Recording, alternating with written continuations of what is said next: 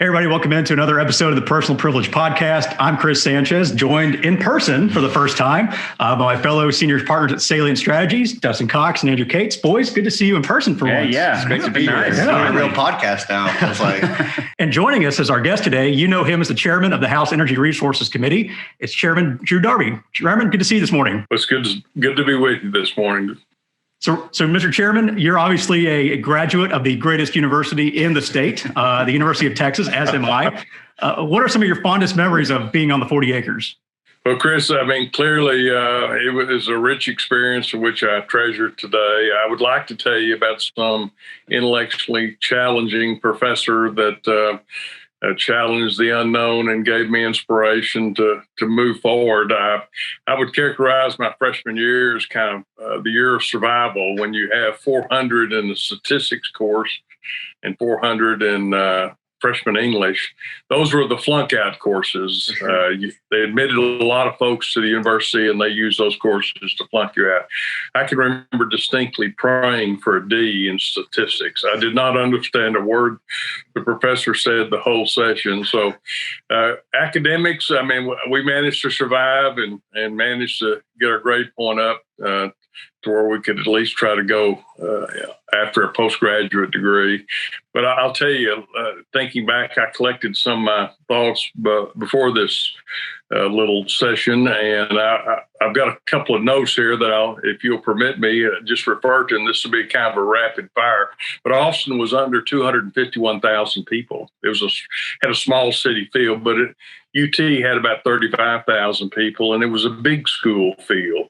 But still, there was a closeness on the campus, and that was important. This was before MOPAC. We had interregional, and of course, it was a lot of traffic on interregional. We had the Villa Capri.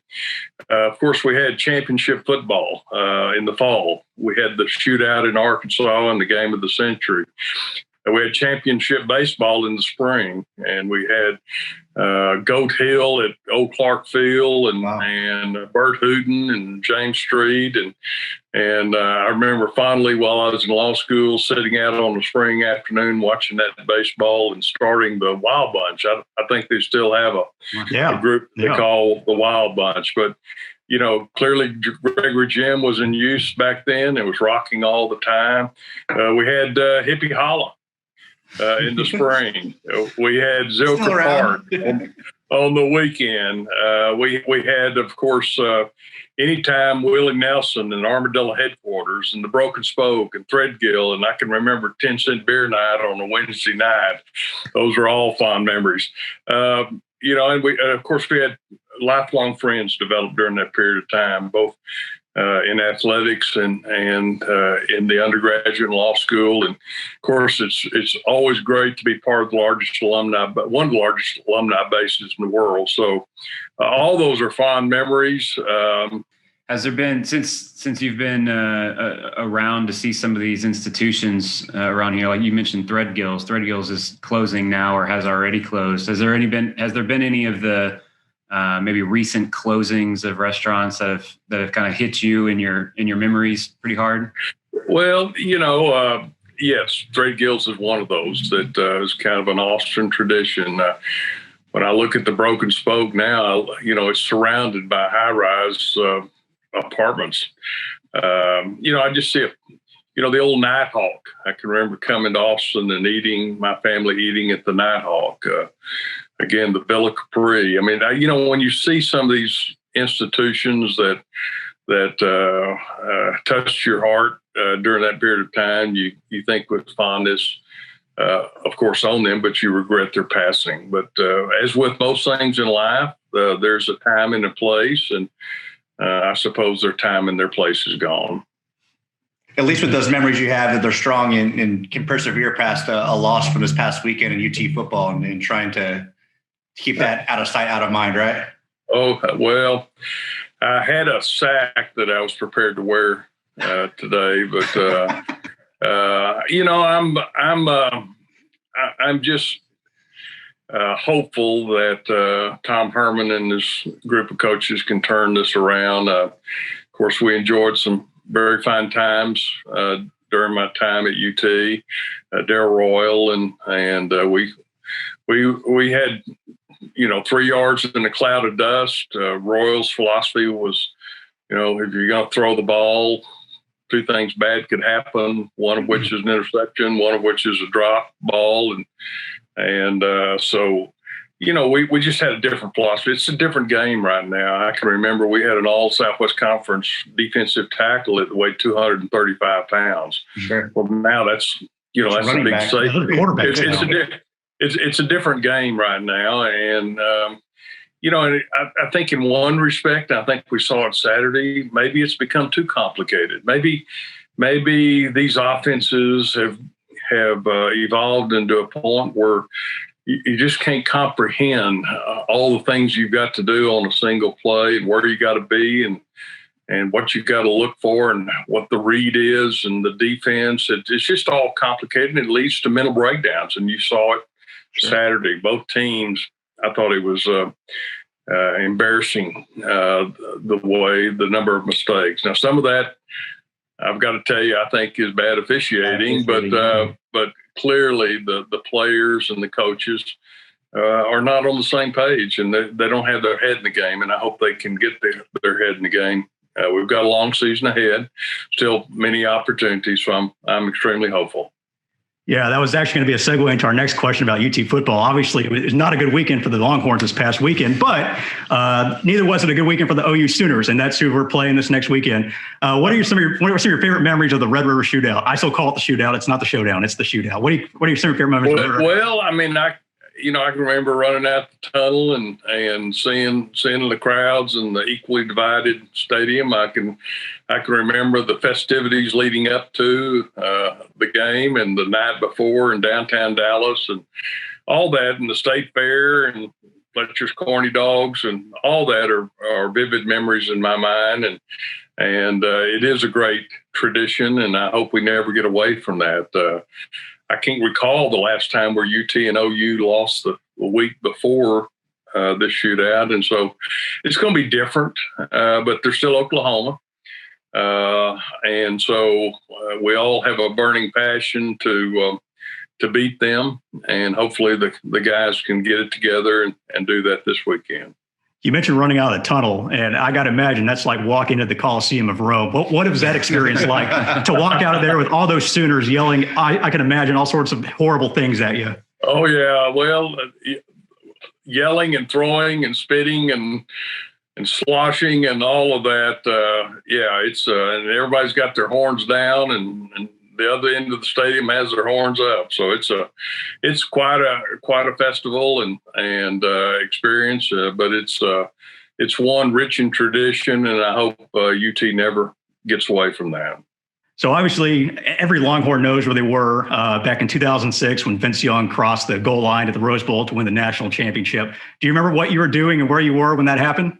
Absolutely, I remember. I was sitting here in San Angelo on my couch with my family. I have 3 daughters, and they all went to UT, and so it's one of those things that before the play, everyone in the stadium and everyone watching knew that Vince Young was going to keep the ball, and so when he took off, it was just one of those things. I knew he was going to score, but it didn't sink in for several seconds, and my girls kept jumping up. "We won, Daddy, we won." I said, "No, we haven't won yet." I mean, they still got some seconds on the clock, and but yeah, after it was over, we jumped up, celebrated, ran outside, yelled to the neighborhood. Yeah. I've got some UT Longhorns that live next door, and we all celebrated in the front yard. So it's quite an experience. So who would you say would then be at the top of the list, the pinnacle, the greatest Longhorn football player of all time? Who would you say would be at the top of that? Typically, I think people would mention a quarterback or perhaps a running back. Earl Campbell certainly has got to be there. But my all-time favorite is Tommy Novus. He's really the reason I went to UT. I was on the sidelines, and they were playing A&M, and I was standing next to Mike Campbell, the linebacker coach, and UT snapped the ball, and Tommy Nobis was the deep snapper, and he snapped it back to the punter, and the punter kicked the ball, and A&M had a two-back setup. One back stayed up, and one back caught the ball. Well, Tommy Nobis hit the first back right in the shoulder pads, knocked his helmet off, stepped on his chest, hit the ball carrier. The moment he caught the ball, knocked his helmet off, separated from the ball, and recovered the ball. And I turned to Coach Campbell and I said, "I'm coming to UT." He said, "Well, that's great, Drew. Why is that?" And I said, "Because I don't want to play against that guy." And sure enough, as freshmen, that's exactly what we did. The freshmen would scrimmage the varsity, and so Nobis was. I had to see him every day, but. So we asked this question of your colleague, John Rainey. Of course, he's the huge Aggie in the house. How much do you miss the Texas A&M rivalry on Thanksgiving? Oh, I miss it greatly. I mean, I think that's a rivalry that has no peer in this country. We are close in proximity geographically. We have communities that are divided between Longhorns and Aggies and families even. And of course, out in my region, Texas Tech is huge. But I think we miss it greatly. I would love to see us reinstitute that. So, Representative, you've been a huge resource to your district. I think one of the biggest accomplishments you've had was bringing St. Angelo College in the Texas Tech system. What would you say has been your biggest accomplishment for your district as a member of the Texas House? Well, you mentioned bringing Angelo State University into the Texas Tech University system. That was my first bill. That was the first bill that I filed and the first bill I got to the floor. And as you know, we have a tradition of kind of harassing freshmen when you get your first bill on the floor. Well, I can remember filing this bill, getting it on the floor, and my freshman colleagues were whispering in my ear, "Drew, this is a real bill. This is not a resolution or so. This is a real bill." I said, "Yes, this is a real bill." And Harvey Hildebrand and others helped me immensely in that process. But I think clearly that bill has had a profound impact upon this region and has placed Angelo State University into the Texas Tech University system as the second largest campus in that system. And I think articulation agreements between the schools have been borne out. I think Angelo State University has grown to about 10,000 students now, or over 10,000 students. So I think from a regional standpoint, that's clearly been one that I would look to having probably the most impact. Now, economically, probably the greatest impact was House Bill 40, in which we passed that shows a clear distinction and a line between subsurface regulation of oil and gas and mineral operations and place that oversight regulation with the Railroad Commission versus surface matters such as police, fire, lights, traffic, that sort of thing, which is under the purview of cities. And so by establishing that bright line of demarcation, we were able to continue the oil and gas exploration that we've enjoyed and put a lot of severance tax dollars in this state. So I think that from an economic standpoint, it probably has had a more profound impact on the state is House Bill 40. Well, Representative, thanks for joining us today on the Personal Privilege Podcast. Another great episode. Great for your insight, learning about UT history and Longhorn football, of course, one of my favorite subjects. So thanks for joining us this morning. We appreciate it. Absolutely. Pleasure to be with you all, and best of luck to you. Take care. We'll see you soon. Thanks.